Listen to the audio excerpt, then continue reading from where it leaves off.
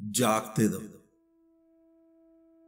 एक ने प्रश्न पूछा, कहता है परमात्मा, धर्म की परिपूर्णता तक कोई भी क्यों नहीं पहुंच पाता है?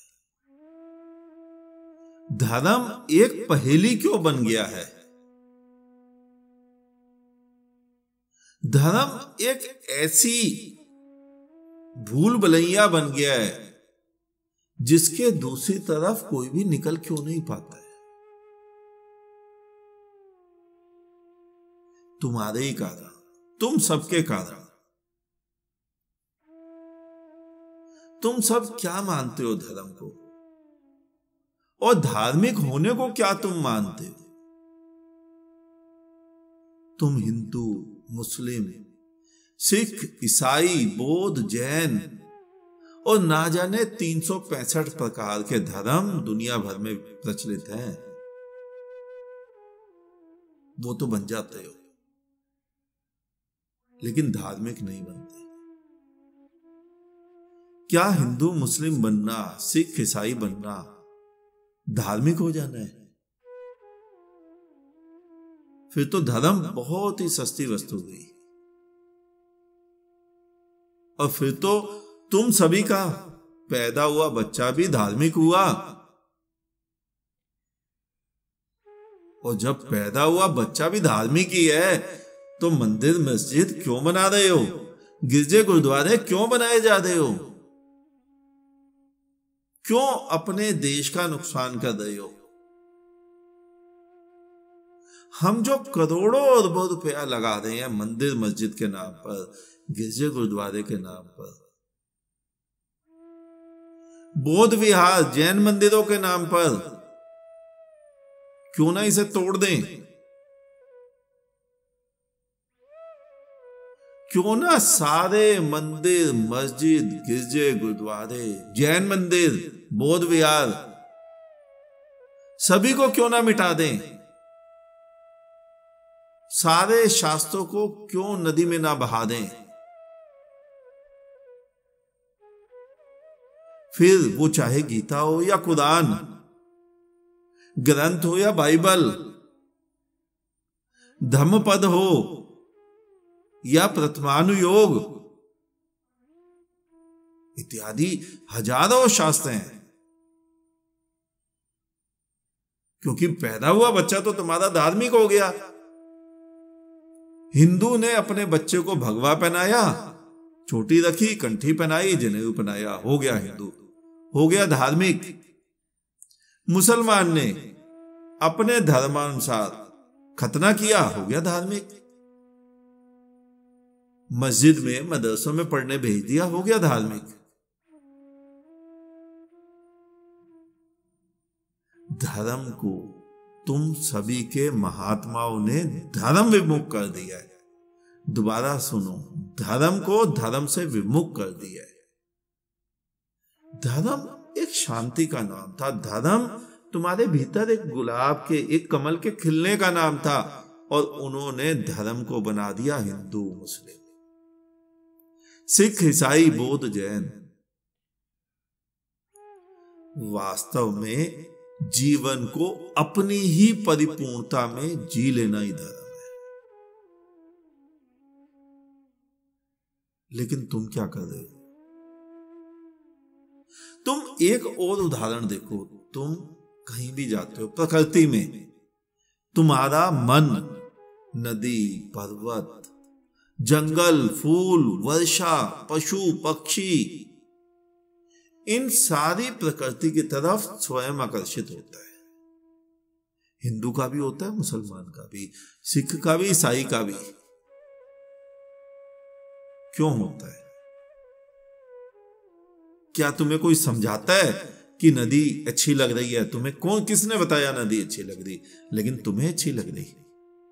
तुम्हें किसने बताया पर्वतों के ऊपर सफेद सफेद बर्फ बिखरी पड़ी है, वो सुंदर लग रही है?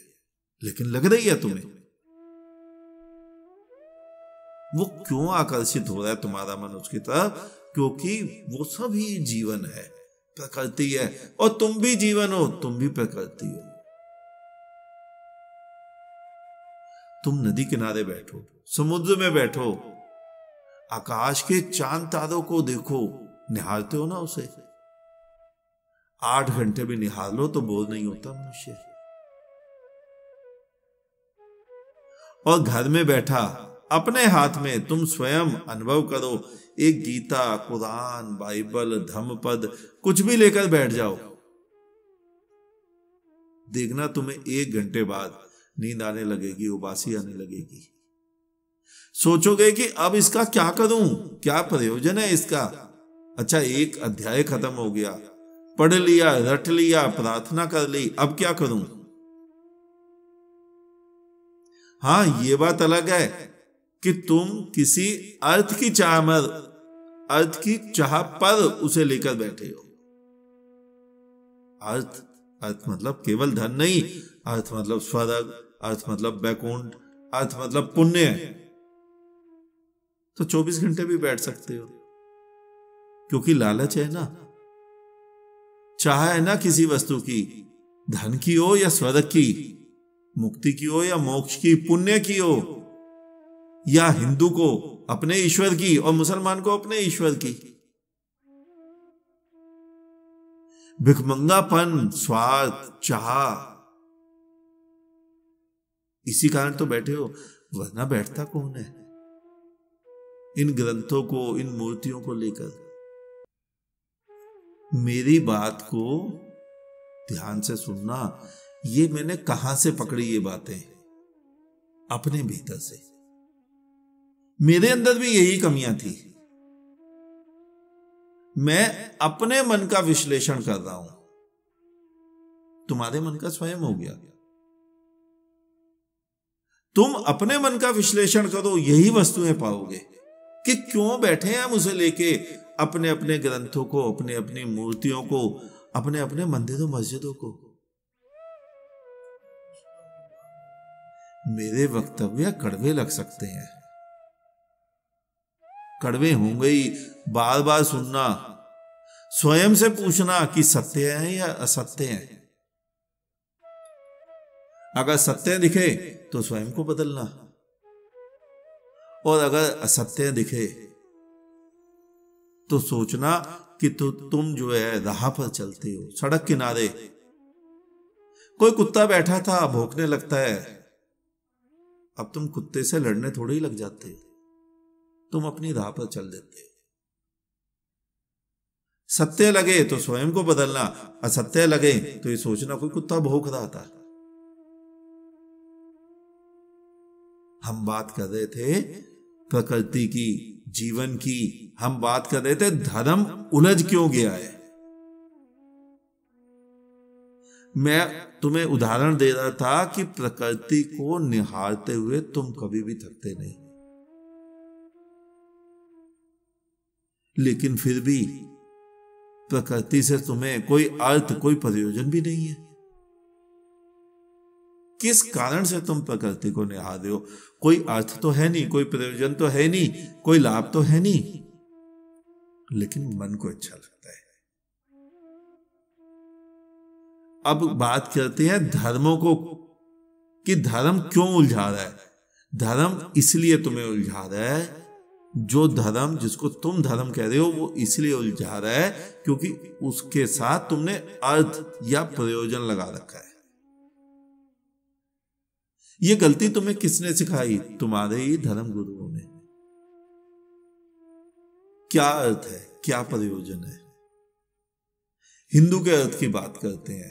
हिंदू कहता है मंदिर जाओगे, परिक्रमाएं करोगे, धर्म ग्रंथ पढ़ोगे तो तुम्हें स्वर्ग मिलेगा, वैकुंठ मिलेगा।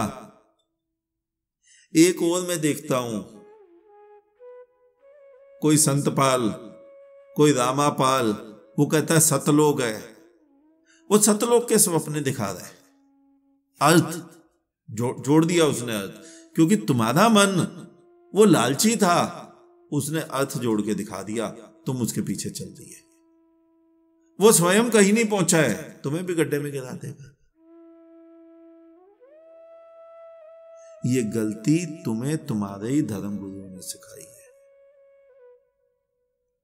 परमात्मा ने, ईश्वर ने, अस्तित्व ने, प्रकृति ने तुम्हें जैसा बनाया है परिपूर्ण बनाया है,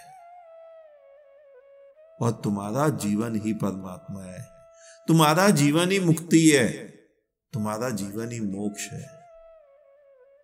और जीवन जहां है वो पूर्ण रूपेण सुखी है, उसमें कुछ भी और भरना नहीं है, उसमें कुछ भी और होना नहीं है। अब नीम के पेड़ को नीम ही तो बनना था, आम थोड़ा ना उगाने थे, और आम के पेड़ को आम ही तो बनना था, गुलाब की तरह खुशबू थोड़ा ही फैलानी थी। लेकिन तुम कुछ और होने चल दिए। किसी को सिद्ध होना है, किसी को महावीर होना है, किसी को बुद्ध होना है, किसी को बैकुंठ चाहिए, किसी को स्वर्ग। ये कुछ और होने की जो चाह है ना, इसी ने धर्म को उलझा दिया है, गोल गोल कर दिया है।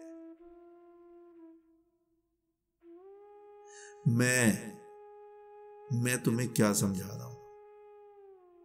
मैं तुम्हें समझा रहा हूं कि जीवन, मोक्ष, मुक्ति एक ही अवस्था का नाम है।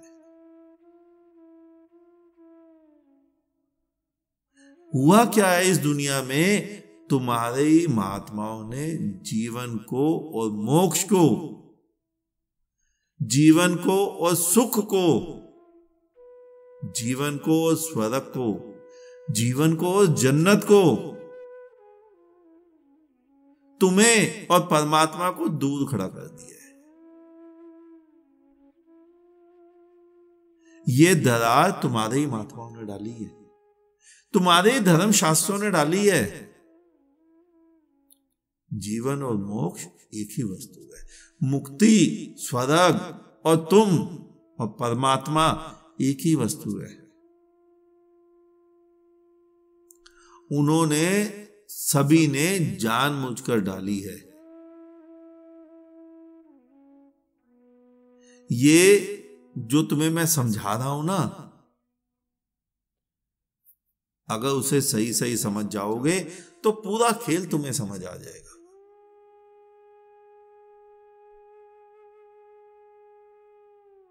वो तुम्हें क्यों नहीं समझाते? वो इसलिए नहीं समझाते क्योंकि उन्हें जितना समझ आएगा वो उतना ही तो समझाएंगे। उन्हें गीता समझ आ गई, वो गीता तुम्हें समझा रहे हैं। उन्हें भागवत समझ आ गई, वो भागवत तुम्हें समझा रहे हैं। लेकिन कैसे समझ आई? जैसे एक स्कूल के बच्चे को 12वीं, BA, MA, 10वीं उसकी पुस्तक समझ आती है, वो बाद में बड़ा होकर उसी स्कूल कॉलेज में टीचर लग जाता है, वो तुम्हें समझा देता है। लेकिन क्या केवल किताब समझना धार्मिक होना है? किसी ने गीता समझी, किसी ने रामायण, किसी ने भागवत, किसी ने कुरान, लेकिन किताबें ही तो समझी। क्या वो धार्मिक हो गए? नहीं। धार्मिक होना हिंदू मुसलमान होना है ही नहीं। अपनी आंखें खोल लेना धार्मिक होना है। मैं स्वयं एक कृष्ण भक्ति संस्था में जाता था तकरीबन 20 वर्ष।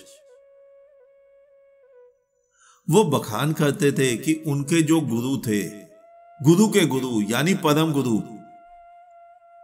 उन्होंने अपने जीवन में 64 मठों की स्थापना की।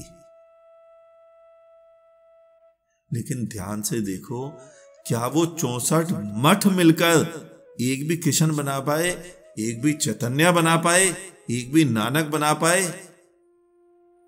एक भी सूर बना पाए?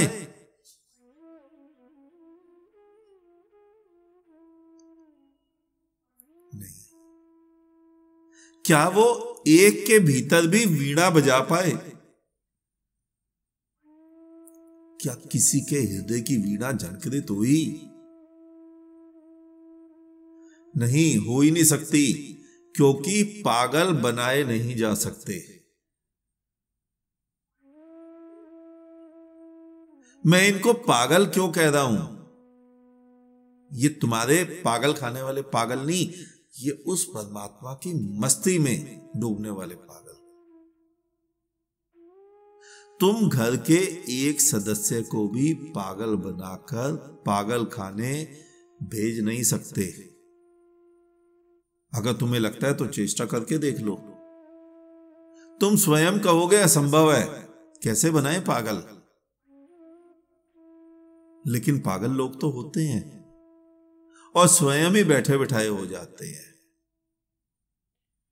उसी प्रकार धार्मिक स्वयं ही हुआ जाता है और स्वयं ही हो जाता है। धार्मिक तुम बना नहीं सकते, मैं भी नहीं बना सकता। मैं तुम्हें रास्ता दिखा सकता हूं, यह तुम्हें समझा सकता हूं कि धार्मिक कौन है, बना मैं भी नहीं सकता। वरना तुम्हें धार्मिक बनाने का प्रयत्न तो किया जा रहा है। मंदिर मस्जिद दिखाकर, गिरजे गुरुद्वारे दिखाकर, जैन मंदिर बौद्ध विहार दिखाकर, तुम्हारे आगे अनेकों ग्रंथ रखकर, अनेकों मूर्तियां रखकर, हुआ कोई धार्मिक? प्रश्न ये था, धर्म तक कोई क्यों नहीं पहुंच पाया? क्यों गोल गोल घूमता रहता है? केवल इसलिए क्योंकि जो धर्म तुम्हें समझाना चाह रहे हैं वो भी कहीं तक नहीं पहुंचे, वही गोल गोल घूमे जा रहे हैं। उन्होंने भी धर्म को हिंदू, मुसलमान, सिख, ईसाई होना मान लिया है। तो हिंदू तो तुम हो, मुसलमान तो तुम हो, सिख ईसाई तो तुम हो, धर्म कुछ और है। मैं तुम्हें पग पग, क्षण क्षण उसी मार्ग की ओर ले जा रहा हूं, लेकिन तुम्हें केवल इतना करना है कि आगे भी बढ़ना है और पिछला छोड़ना भी है। पिछला छोड़ते जाओ, स्वयं धर्म तक पहुंच जाओगे। रस्सी खोलो अपनी, नाव तो हवा से ही बह जाएगी। नाव में चप्पू बहुत ज्यादा चलाना ही नहीं पड़ेंगे, पतवार खोल दो। आज इतना ही, शेष किसी और दिन। अंत में चारों तरफ बिखरे फैले परमात्मा को मेरा नमन। तुम सभी जागो, जागते रहो।